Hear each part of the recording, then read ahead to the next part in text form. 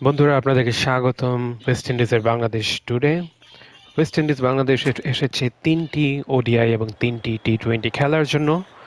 এবং প্রথম ম্যাচটি হচ্ছে ওডিআই মেহেদী মিরাজের দলের সাথে শাই হোপের দলের।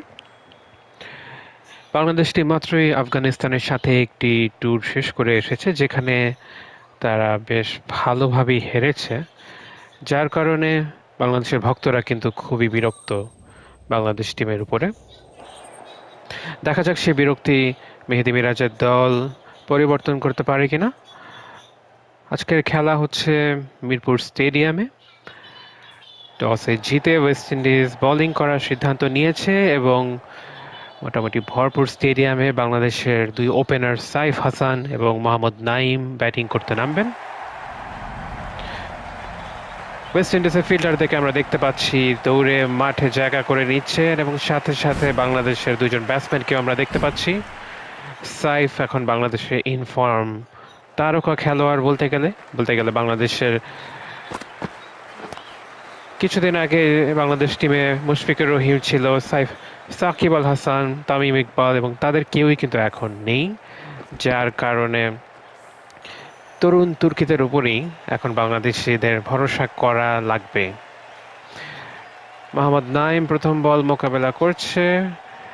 ম্যাচের দ্বিতীয় বল প্রথম বলে সাইফ হাসান রানের খাতা খুলেছে এবং মোহাম্মদ নাইম দেখে শুনে বলটি ঠেকিয়ে দিল, যাকে বলে বাংলা ঠ্যাক।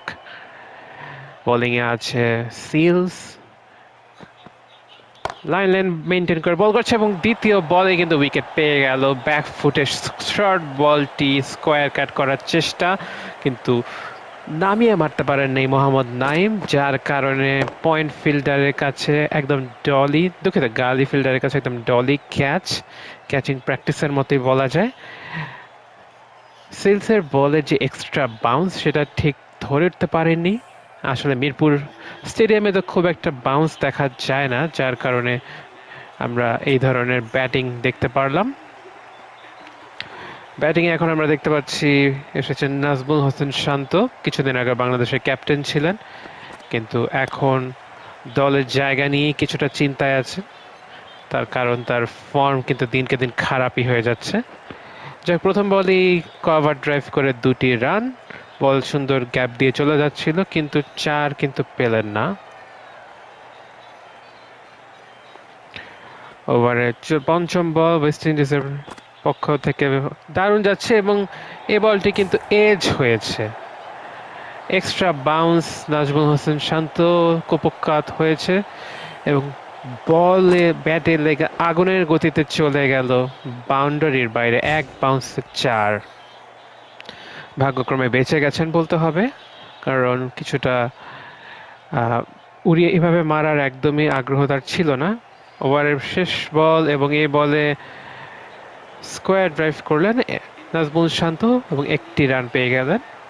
প্রথম ওভার শেষে বাংলাদেশের রান 8, 1 উইকেট হারিয়ে। মোহাম্মদ নাইম দ্বিতীয় বলেই দলের জন্য কোনো রান যোগ না করেই কিন্তু আউট হয়ে গেছেন। এবার কিন্তু নাজমুল শান্ত ব্যাক ফুটে একটি স্কোয়ার ড্রাইভ করেছেন এবং 6 রান, চেয়ে দেখার মতো শট। এবং আমরা আবারও দেখব রিপ্লেতে। ব্যাক ফুটে গেলেন প্রথমেই এবং টিপটক করে বলের বাউন্সটাকে রাইট করে পাঠিয়ে দিলেন সীমানার বাইরে। দারুণ শট। 4 বলে 13 রান করেছেন। এবার আবার একটি স্কোয়ার কাট, কিন্তু এইবার একেবারেই টাইমিং হয়নি। আবারও ঠিক মোহাম্মদ নাইমের মতোই কিন্তু উইকেটটি হারিয়ে ফেললেন নাজমুল শান্ত। গালি ফিল্ডারের হাতে ক্যাচ এবং বাংলাদেশ কিছুটা বিপর্যয়ের মুখে। পরপর 2টি লফটেড শট, খেলাতে কোনো ক্ষতি নেই, তবে লফটেড শটটি হতে হবে লফটেডের মতোই। এই ধরনের ক্যাচিং প্র্যাকটিস বাংলাদেশের ব্যাটসম্যানদের থেকে কেউ আশা করে না। লিটন দাস প্রথম বলই লেগ সাইডে ঠেলে দিয়ে 2টি রান নেওয়ার চেষ্টা, কিন্তু হবে না। ফিল্ডার করিয়ে ফেরত পাঠালেন 1টি রান। ব্যাটিংয়ে আবার ফেরত এসেছে সাইফ হাসান। প্রথম বলে সাইফ একটি সিঙ্গেল নিয়ে অপর প্রান্তে চলে গিয়েছিলেন, এরপরে কিন্তু তার দুজন পার্টনার ফেরত চলে গেছেন প্যাভিলিয়নে এবং তিনি বসে বসে দেখছেন। যাক, দারুণ একটি বল ছিল আলজারি জোসেফ থেকে, যে এক্সট্রা বাউন্সটা পাচ্ছেন তা ওয়েস্ট ইন্ডিজের ব্যাটসম্যানরা, সেটা বাংলাদেশের ব্যাটসম্যানদেরকে খুবই বিপর্যস্ত করে তুলছে। কাভারে ঠেলে দিয়ে একটি রান নেওয়ার চেষ্টা, তবে ব্যাটসম্যানরা বুঝে গেছেন যে যেহেতু ফিল্ডারের হাতেই বলটা গেছে, একদম সুইসাইডাল একটা রান আউট হওয়ার সম্ভাবনা ছিল, তো তারা ফেরত গেছেন। ওভারের শেষ বল, এবার পর্যন্ত পুল করেছেন, কিন্তু ওদিকে ফিল্ডার একজন আছে, তবে ফিল্ডারের থেকে কিছুটা দূরেই পড়লো যে স্কোয়ারের যে পুলটা হয়েছে, এবং বল চলে গেল সীমানার বাইরে। 4টি রান। 2 ওভার শেষে বাংলাদেশের রান 19। টি-20 ধাঁচেই কিন্তু বাংলাদেশ খেলছে এবং ধামাধাম উইকেটও হারাচ্ছে। এবার আবারও লিটন দাস এবার স্কোয়ার কাট করলেন, দারুণ ভাবে খেলেছেন, বলটাকে রাইট করেছেন, বলার যে বাউন্সটা তার জন্য এবার তিনি প্রস্তুত ছিলেন। আবারও দেখছি, এবার লিটন দাসের পয়েন্ট অফ ভিউ থেকে দেখছি, কোনোভাবেই কোনো ফিল্ডারের এই বলটি ধরার সম্ভাবনা ছিল না।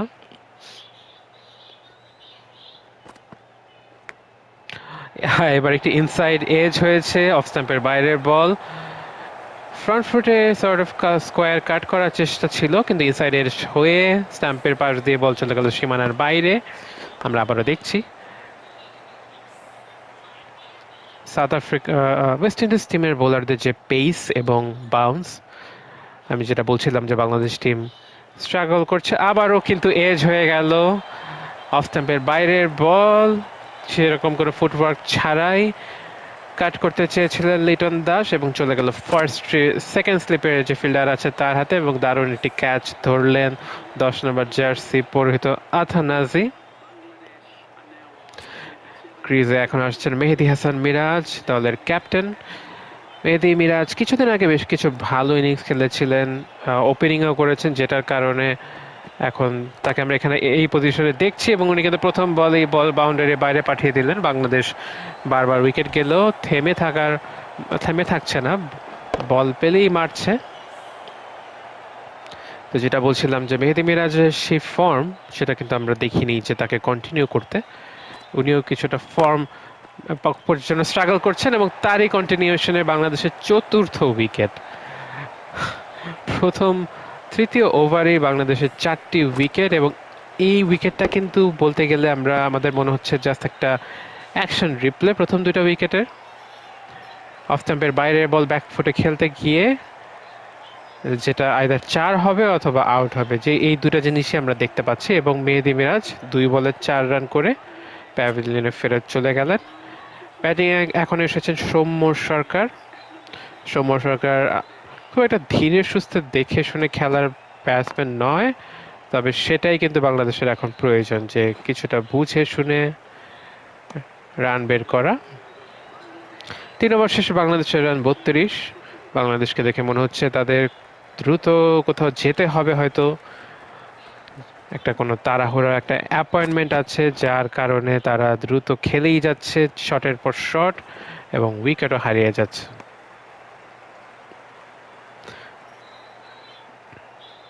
তবে তাদের যেখানেই যেতে হোক, ফ্যানদের মধ্যে দিয়ে তো যেতে হবে, এবং ফ্যানরা কিন্তু খুশি না বাংলাদেশের এই উইকেটের ফুলঝুরিতে। এবং আরেকটি উইকেট আমরা দেখতে পেলাম, একই ধরনের শর্টিশ বল, বাংলাদেশের ব্যাটসম্যান সাইফ হাসান কাট করতে পারেননি ঠিকমতো, টাইমিংটা একদমই হয়নি, যার কারণে সেকেন্ড স্লিপের ফিল্ডারে পাশ দিয়ে চলে যাচ্ছিল, এবং ফিল্ডার ডান দিকে ঝাঁপিয়ে পড়ে দারুণ একটি ক্যাচ নিলেন। 5ম উইকেটের পতন আমরা এখন দেখব লোয়ার মিডল অর্ডারের, এবং বাংলাদেশের উইকেট কিপার নুরুল হাসানকে আমরা এখন দেখছি। জোসেফের 2য় উইকেট এটা, এবং প্রথম বল এবং কি খেললেন সেটা আসলে নুরুল হাসানই ভালো বলতে পারবেন। অফ স্টাম্পের অনেক বাইরের বল, কিন্তু যা খেললেন সেটা আসলে ব্যাটে যে লাগে নেই, সেটাই তার ভাগ্য বলতে হবে। এবার ঠেকিয়ে খেলার চেষ্টা, আমরা সেকেন্ড ডিফেন্সিভ শট দেখলাম পুরো ম্যাচে। প্রথমটা দেখেছিলাম দ্বিতীয় বলে মোহাম্মদ নাইমের, তো নাইম শেখের পরে এই প্রথম কেউ একজন ঠ্যাক দেওয়ার চেষ্টা করলো। এবার কভার ড্রাইভ করে একটি সিঙ্গেল, ডিরেক্ট হিট হলে কিন্তু আউট হলেও হতে পারতো, তবে সে এই যাত্রায় হয়নি। ব্যাটিংয়ে ফেরত আসতেন সৌম্য সরকার, 2 বলে 2 রান করে এখন রানের খাতাকে আরেকটু আগানোর চেষ্টা। এবার কিন্তু ফিল্ডারের দিকে যাচ্ছে এবং আউট। ডিপ স্কোয়ার লেগে, ডিপ ফাইন লেগে একজনই ফিল্ডার ছিল এবং তাকে এবার ক্যাচিং প্র্যাকটিস করানো হলো। কোমরের ওপর বলটি তুলে মারলেন ব্যাকফুটে এবং সহজেই আবারও একটি উইকেট পড়ে গেল। 6 নাম্বার উইকেটের পতন। ব্যাটিংয়ে আমরা এখন দেখতে পাচ্ছি শামীম হোসেনকে। 34 রানে 6 উইকেট 4 ওভারের শেষে। এবার ছেলে দিয়ে শামীম নুরুলের দ্বিতীয় রান।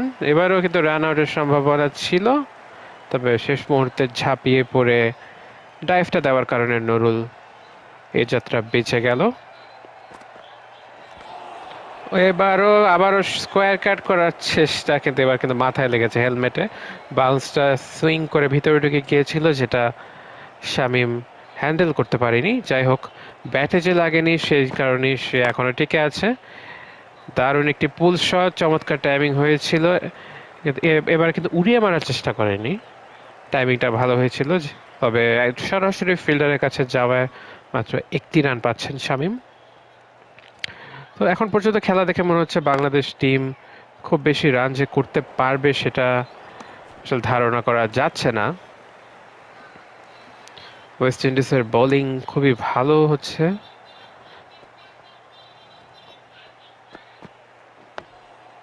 আরেকটি ডিফেন্সিভ শট আমরা দেখলাম নুরুল হাসানের কাছ থেকে।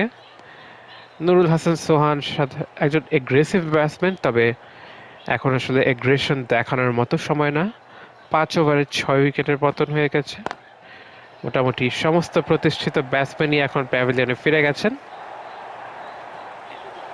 ওভারের শেষ বলে একটি দারুণ স্কোয়ার ড্রাইভ, চমৎকার শট ছিল, আলতো করে ঠেলে দিয়েছেন স্কোয়ার দিয়ে এবং বল চলে গেছে সীমানার বাইরে। আমরা আবারও দেখব শটটি।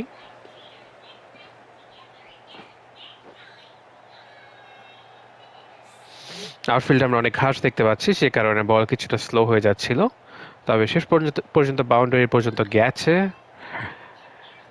এবার ব্যাটিংয়ে মোকাবেলা করছেন শামীম। শামীম ঠিক টাইমিং করতে পারেননি, তবে 1টি রান পেয়ে যাবেন। কভার ড্রাইভ হয়েছে, টাইমিং না হওয়ার কারণে বল ফিল্ডারের কাছে গেল কিছুটা ধীরে সুস্থে এবং ফিল্ডারও সেটা ধরে পাঠানোর আগে 1টি রান হয়ে গেল। কভার ড্রাইভের মতো একই ধরনের শট। জোসেফের যে পেসটার কারণেই কিছুটা লেট হয়ে যাচ্ছেন বাংলাদেশের ব্যাটসম্যানরা।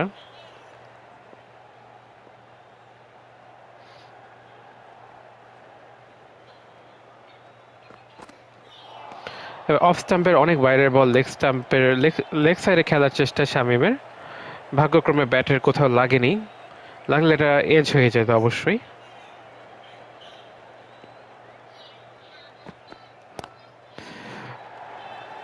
এবার লেগ গ্লান্স করে 2টি রান নেওয়ার চেষ্টা এবং 2টি রান হয়ে যাবে বলেই মনে হচ্ছে।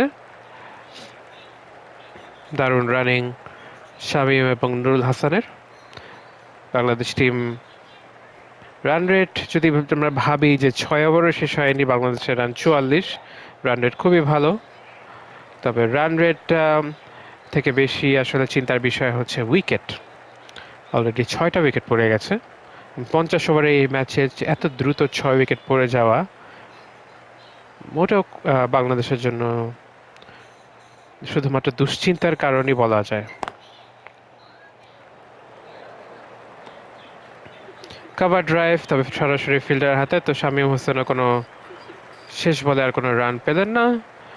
6 ওভার শেষে বাংলাদেশের রান 46, 6 উইকেটে। প্রথম বল ছেড়ে দিলেন, কোনো শট অফার করেননি নুরুল হাসান, অফ স্টাম্পের অনেক বাইরে ছিল এবং এই ধরনের বলে আই থিঙ্ক 5টা উইকেট এই ধরনের বলই পড়েছে, তো এগুলো না খেলাই ভালো। আবারও একই ধরনের বল এবং এটাও একই ধরনের রেজাল্ট আমরা দেখতে পেলাম। বলটা ছেড়ে দিয়েছেন।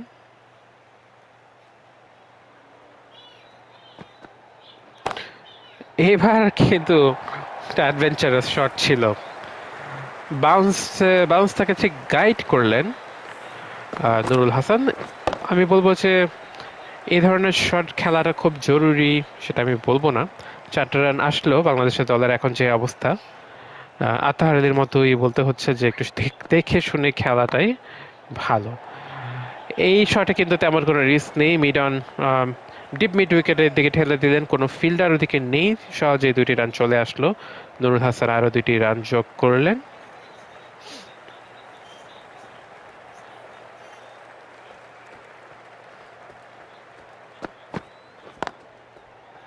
এবার দারুণ একটি কাভার ড্রাইভ চলে যাচ্ছে ডিপ কাভার অঞ্চল দিয়ে সীমানার বাইরে, তবে ফিল্ডার ডাইভ করে ফেরত পাঠালেন এবং বাংলাদেশ তৃতীয় রানের জন্য দৌড়াচ্ছে এবং তৃতীয় রানটি পেয়ে যাচ্ছেন। মোটামুটি বেশ বড় একটি ক্রিকেট গ্রাউন্ড, যার কারণে কোনো সমস্যা হলো না। ওভারে শেষ বল করতে আসছেন জর্ডান সিলস। এবার lofted cover drive deep cover অঞ্চল দিয়ে এবং দারুণ টাইমিং হয়েছিল, যার কারণে শামীম হোসেন ম্যাচের প্রথম 6 রানের দেখা আমাদেরকে দেখিয়ে দিলেন এবং কমপ্লিটলি আনএক্সপেক্টেড বলা যায়। গত কয়েকটা ওভার ধরে ওয়েস্ট ইন্ডিজ টিম কোনো উইকেট পায়নি এবং যে কারণে বাংলাদেশের ব্যাটসম্যানরা কিছুটা কনফিডেন্স যে ফিল করছেন সেটা তাদের স্ট্রোক মেকিং দেখেই বোঝা যাচ্ছে। আবার আমরা দেখতে পেলাম নুরুল হাসানের চমৎকার কাভার ড্রাইভ 2জন ফিল্ডারের মাঝখান দিয়ে, বল সীমানার বাইরে চলে যাচ্ছিল এবং ফিল্ডার ফেরত পাঠালেন। তার আগে 3টি রান আবারও হয়ে গেল। নুরুল হাসানের প্লেসমেন্ট এখন পর্যন্ত বেশ ভালো হয়েছে। দু একটা রিস্কি শট যে সোহান খেলেনি সেটা বলা যাবে না। এইবার একটা এজের মতো হয়েছে কিন্তু কোনো ফিল্ডারের হাতে পড়েনি। আবারও একই ধরনের লফটেড কাভার ড্রাইভ খেলার চেষ্টা শামীম হোসেনের। বল চলে গেল ডিপ থার্ড ম্যান অঞ্চল দিয়ে সীমানার বাইরে। যে ধরনের খেলতে চেয়েছিলেন সেটা তো একদমই হয়নি, তবে ভাগ্যক্রমে ফিল্ডারের হাতেও যায়নি। একটি দারুণ বাউন্স ডেলিভারি এবং 97 মাইল পাওয়ার আওয়ারে ব্যাটসম্যান কিছু বোঝে উঠার আগেই তার মাথার উপর দিয়ে চলে গেল।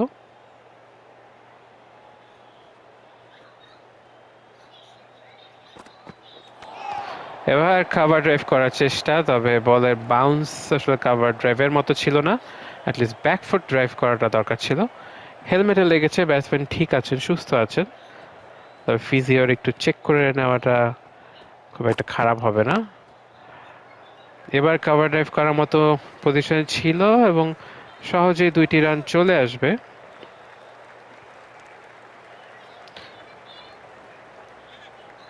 ওভারের শেষ বল জোসেফের চতুর্থ ওভার, এটি 4 ওভারে 28 রানে 3টি উইকেট পেয়েছেন তিনি। আবারও কাভার ড্রাইভ, তবে এবার একেবারেই টাইমিং হয়নি, যার কারণে ব্যাটসম্যান বলটি আসলে 30 মিটার সার্কেলও 38 সার্কেলও পার করতে পারেনি। এবার সিলস ফেরত আসছেন তার পঞ্চম ওভারের জন্য। প্রথম বল এবার গ্ল্যান্স করেছেন, টুরিয়ে মেরেছেন, তবে ওদিকে ফিল্ডার আছে। খুব ভালো টাইমিং হয়নি, যেটার কারণে আউটও হননি, কারণ এই ধরনের একটি শট খেলেই কিন্তু সৌম্য সরকারের পতন হয়েছিল। কিছুটা ডেঞ্জারাসলি খেলছেন শামীম হোসেন।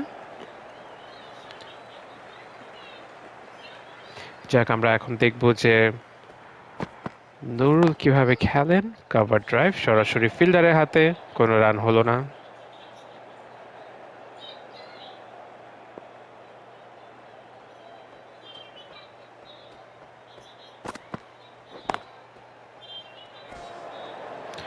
স্কোয়ার ড্রাইভ করেছিলেন, ফিল্ডারকে পার করতে পারেনি, কোনো রান এবারও পাননি।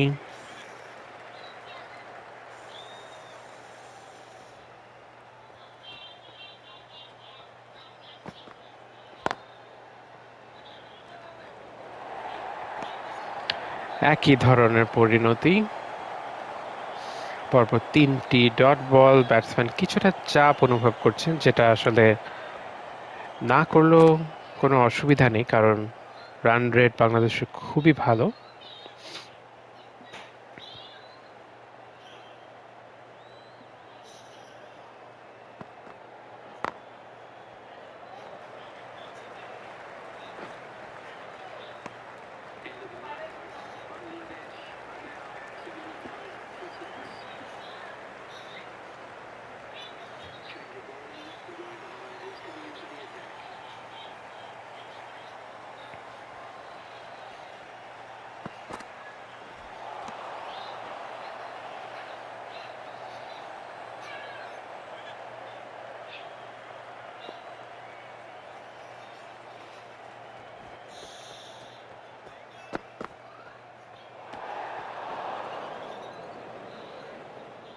পরপর দুটি বাউন্সার, একটি ওয়াইডের সিগন্যাল দিয়েছেন আম্পায়ার।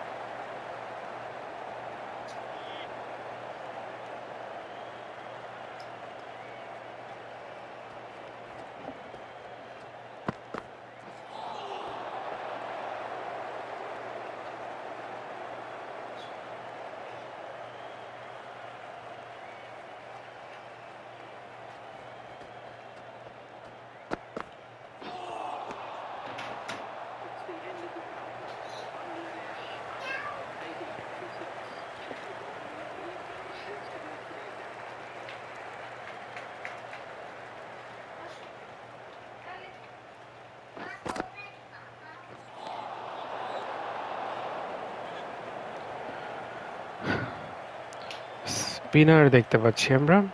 প্রথম বলটি ওয়াইড ছিল, দ্বিতীয় বলটি আরো বড় ওয়াইড ছিল।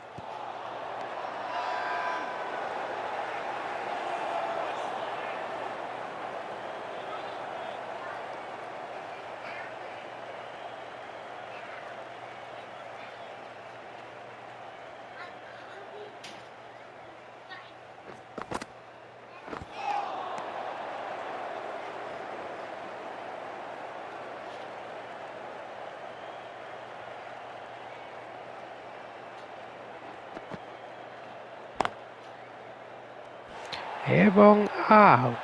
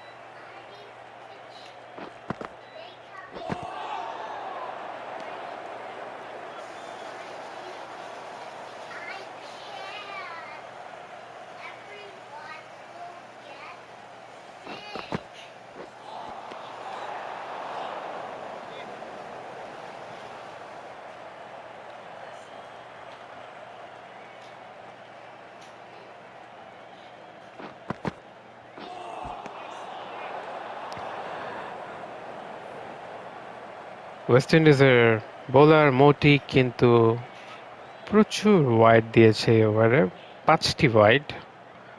এই পর্যন্ত 10টি বল সে করে ফেলেছে এবং দেখতে পাচ্ছি 6 নাম্বার ওয়াইডটা আমরা দেখলাম। যাক, এর মধ্যেই সে নুরুল হাসানের ইম্পর্টেন্ট উইকেটটি তুলে নিয়েছে। নুরুল হাসান রিভার্স সুইপ করে খেলার একটা চেষ্টা করছিলেন, যেটা আসলে একদম ঠিক হয় নাই। মোটির বলটা ঠিক বুঝতে পারেন নাই এবং রিভার্স সুইপটা চলে যায় সম্পূর্ণ ফিল্ডারের হাতে। মূলত কায়েল মায়ার্সের আগের যে ওভারটি, যেটাতে চেঞ্জ অফ পেসটা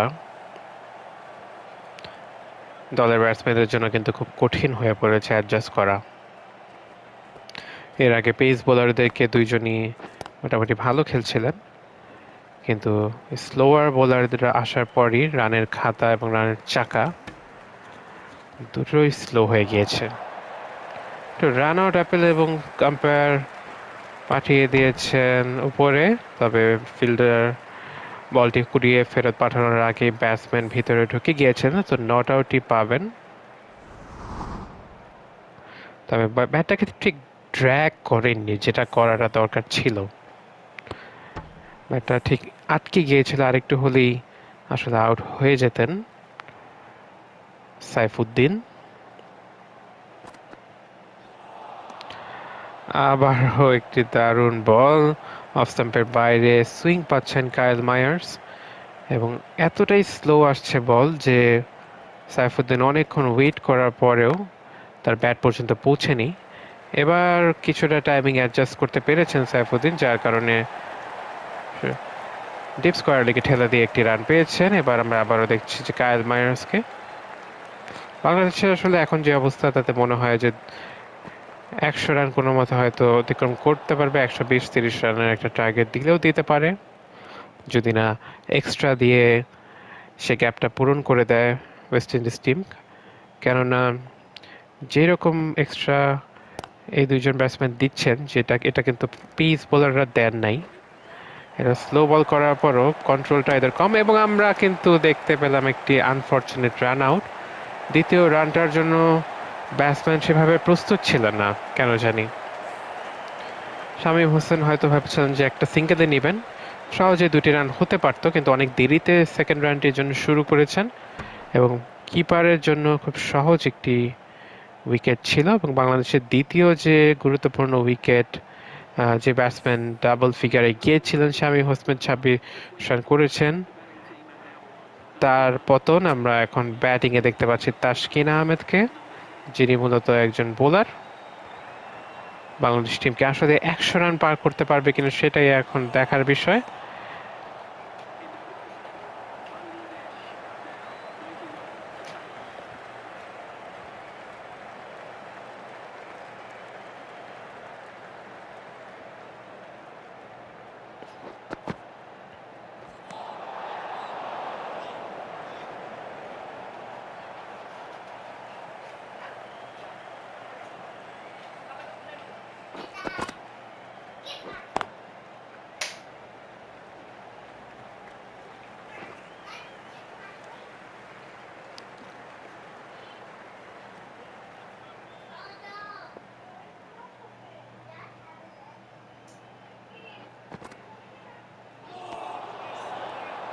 আবার অফ স্টাম্পের বাইরে ওয়াইড বল।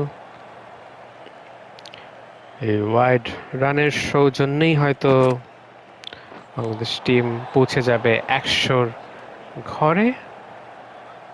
ইনফ্যাক্ট যেভাবে বল করে যাচ্ছে মোটি, তাতে 200-300 রানও হয়ে যেতে পারে শুধুমাত্র ওয়াইডের মাধ্যমে। এবং তাই আমরা দেখতে পাচ্ছি যে একের পর এক কন্টিনিউয়াস ওয়াইড দিয়েই যাচ্ছে। মাত্র একটা লিগ্যাল ডেলিভারি হয়েছে এবং 4টা ওয়াইড, এবং পঞ্চম ওয়াইড কোনো একটা কারণে একেবারেই কন্ট্রোল নাই মতির। তো মতি নামের এই যে প্লেয়ারটা, তাকে আমরা দেখছি যে 6টা ওয়াইড কিন্তু সে দিয়ে দিল একটা ওভারে। হঠাৎ করে হয়তো স্টাম্পে সে একটা বল করবে, যেটার জন্য ব্যাটসম্যান প্রস্তুত থাকবে না এবং আউট হয়ে যাবে। আমরা একটা দারুণ অদ্ভুত শট দেখলাম ব্যাটসম্যানের থেকে। অফ স্টাম্পের বাইরের বল, কিন্তু স্লগ সুইপ ছিল তাসকিনের লেগ সাইডে, বল না দেখেই। এবার স্লগ সুইপটা ছিল রিভার্স সুইপ, কিন্তু ওয়াইডের পর ওয়াইড, টোটাল মানে 8টা ওয়াইড হয়েছে ওভারে। আর এই ওভারটা মাত্র শুরুই হয়েছে, একটা বল হয়েছে মাত্র। মনে হচ্ছে মতির কারণেই বাংলাদেশ আজকে 100 রানটা পার করতে পারলো। মতি একাই মনে হয় 15 থেকে 16টি ওয়াইড দিয়েছে।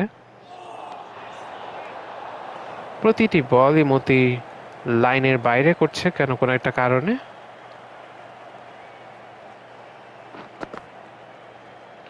এবং যেই ধরনের সে আসলে উল্টা দিকে বলটা স্পিন করাচ্ছে, সে হয়তো চাচ্ছে যে ভিতরে স্পিন করে আসবে, কিন্তু এবং সে নির্লজ্জের মতো একই বল করেই যাচ্ছে। এই ওভারটা তো আসলে বাংলাদেশের জন্য খুবই ফ্রুটফুল একটা ওভার হয়েছে। অলরেডি মনে হয় 12-13 রান চলে এসেছে ওভারে।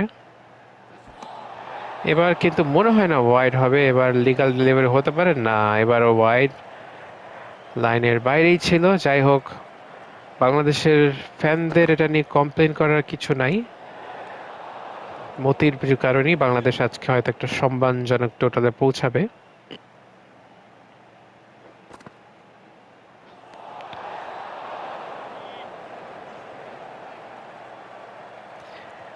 এক ওভার এক বলে 23 রান দিয়েছেন মতি, এত রান আসলে কেউ দেয়নি আজকে। অথচ আমি কিন্তু বলছিলাম যে স্পিনারদের বল একদমই খেলতে পারছে না বাংলাদেশ টিম। লাইনে বল করলে আউট হয়ে যাওয়ার সম্ভাবনা অনেক বেশি। তবে একটা বলও লাইনে এখনো ফেলতে পারেনি, একের পর এক বাইরেই ফেলে যাচ্ছে।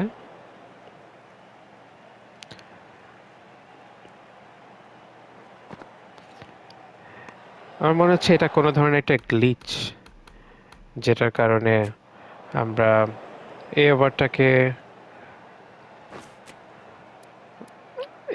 আমরা সিমুলেট করে ফেলবো, কারণ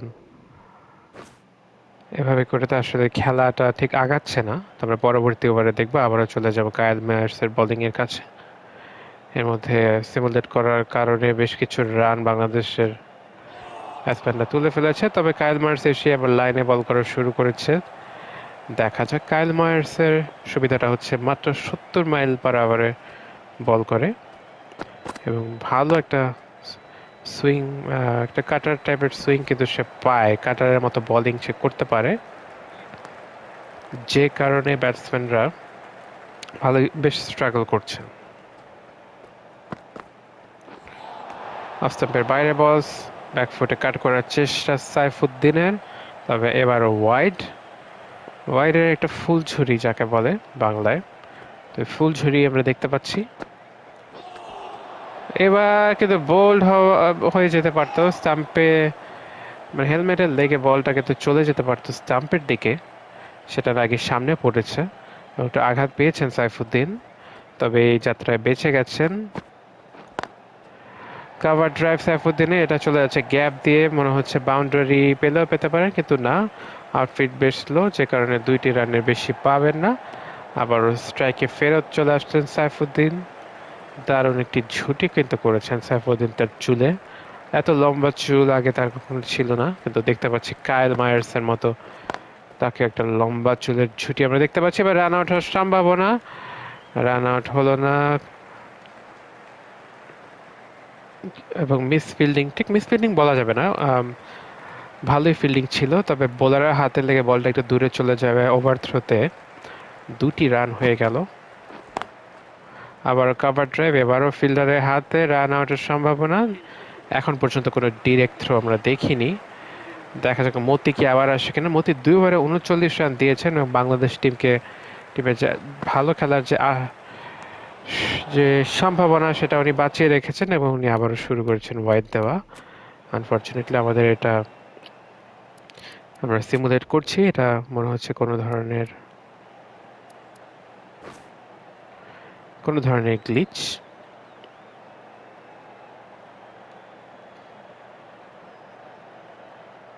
কায়েল মায়ার্স আবার ফেরত এসেছেন, 3 ওভারে 16 রান, ব্যাটিংয়ে তাসকিন। প্রথম বল ডিপ স্কোয়ার লেগে ঠেলে দিয়ে 2টি রানের চিন্তা, তবে আসলে প্রয়োজন নেই, কারণ সাইফুদ্দিনই বেটার ব্যাটসম্যান এবং তারই থাকা উচিত স্ট্রাইকে। সাইফুদ্দিনের জন্য ওভার দ্য উইকেট থেকে রাউন্ড দ্য উইকেট চলে গেলেন কায়েল মায়ার্স। প্রথম বল এবং উড়িয়ে হুক করার চেষ্টা, একেবারেই কোনো ধরনের প্লেসমেন্ট হয়নি এবং আউট। 30 গজ পার হতে পারেনি বলটি, বলতে গেলে ইনার সার্কেলের ভিতরেই ক্যাচটা ধরেছেন। এই ধরনের শট আমরা আসলে টেনিস বল ক্রিকেটে পাড়ায় দেখতে পারি, যে ব্যাটের শেষ মাথা দিয়ে বলে একটা আঘাত হানা হয়, বলটাকে উড়িয়ে মারা হয় এবং ছোট মাঠ থাকার কারণে সাধারণত ওখানে ব্যাটসম্যানরা কিছু রান পেয়েও যান।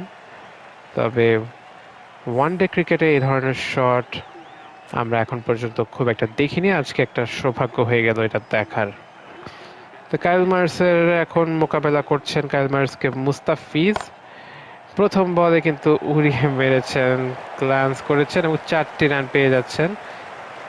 কাইল মার্সের ল্যাক অফ পেস টেল এন্ডারদের জন্য কিন্তু ভালো, কারণ এতটা স্লো বল খেলাটা তাদের জন্য খুব একটা কঠিন না। পেস বোলারদেরটা খেলা তাদের জন্য কঠিন হতে পারে। দারুণ একটি কাটার ছিল, মুস্তাফিজ কাটার মাস্টার, এবং তিনি একটি কাটার পেয়ে গেলেন কাইল মার্স থেকে। মুস্তাফিজ কিন্তু মনে মনে খুশি হওয়ার কথা যে মায়ার্সের মতো বল যদি তিনি করতে পারেন তাহলে তিনিও কিন্তু ভালো সুইং পাবেন এই এখান থেকে, পিচটি থেকে। বাংলাদেশ বলতে বলতে 140 রানে পৌঁছে গেল। এর পেছনে বড় কৃতিত্ব মতি এবং তার এন্ডলেস হোয়াইট বলের। আবার অফ স্টাম্পের বাইরের বল, এবার কিন্তু ভুলভাবে খেলেছেন, তবে আমরা একজন বোলার থেকে বেশি আর কি আশা করব। বলতে পেস বোলার আলজারিস জোসেফ ফেরত এসেছেন। পেস বোলার থেকে খেলাটা অনেক কঠিন হবে, বাংলাদেশের টপ অর্ডার ব্যাটসম্যানরা স্ট্রাগল করছিলেন। আর সেদিক থেকে তো বলতে গেলে একদম 10 আর 11 নম্বর ব্যাটসম্যান তো আসলে মনে হয় চোখেই দেখার কথা না এই বলগুলা। তবে সেই তুলনায় বেশ ভালোই খেলেছেন, প্রথম বলে 2টি রান নিয়েছেন ব্যাটসম্যান।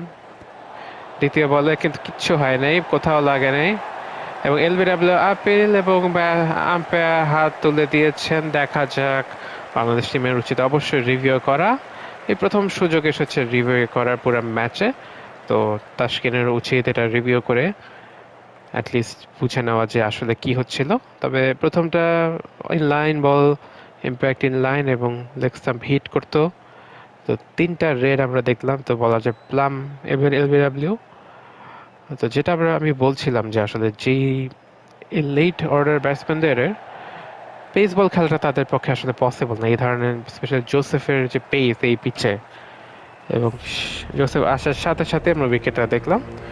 তো আমরা আজকের ম্যাচের হাইলাইটসগুলো দেখে নিই, যে কিছু চার, কিছু বাউন্ডারি আমরা দেখছি। লিটন দাসের প্রথমটা কন্ট্রোলে ছিল, দ্বিতীয়টা ছিল না, তারপরে আবার যেটা ছিল সেটা হচ্ছে আউট। এটাই আমরা বাংলাদেশের ব্যাটসম্যানদের থেকে দেখেছি, তাদের রান রেট আজকে দারুণ ছিল, কিন্তু উইকেটের রেট তার থেকেও ভয়ঙ্কর ছিল। প্রতি ওভারে 1-2টা করে উইকেট গেছে প্রথম 4-5 ওভারে, এবং সেই গর্ত থেকে বাংলাদেশ আর ফেরত আসতে পারেনি।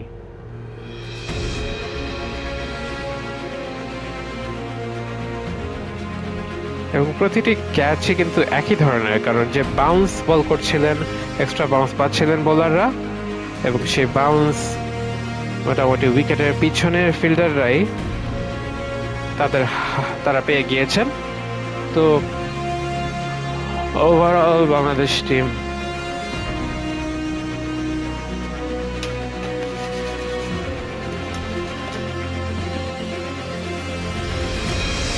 মাঝখানে নুরুল হাসান বেশ ভালো খেলছিলেন, কিন্তু একটি রিভার্স সুইপ করতে গিয়ে নুরুল হাসান আউট হয়ে গিয়েছিলেন। আমরা নুরুল হাসানের রিভার্স সুইপটা দেখি একবার।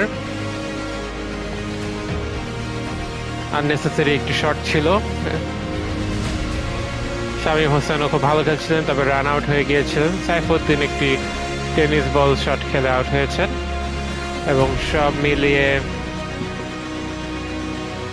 বাংলাদেশ টিম 16 ওভারে 142 রান করে আজকের মতো এখানেই সমাপ্তি। আমরা পরবর্তী ইনিংসটি দেখব পরবর্তী ভিডিওতে, যে বাংলাদেশ বোলিংয়ে কেমন করে, ওয়েস্ট ইন্ডিজ কি এই রানটি চেস করতে পারে কিনা। ধন্যবাদ এবং পরবর্তী ভিডিও দেখার আমন্ত্রণ থাকলো।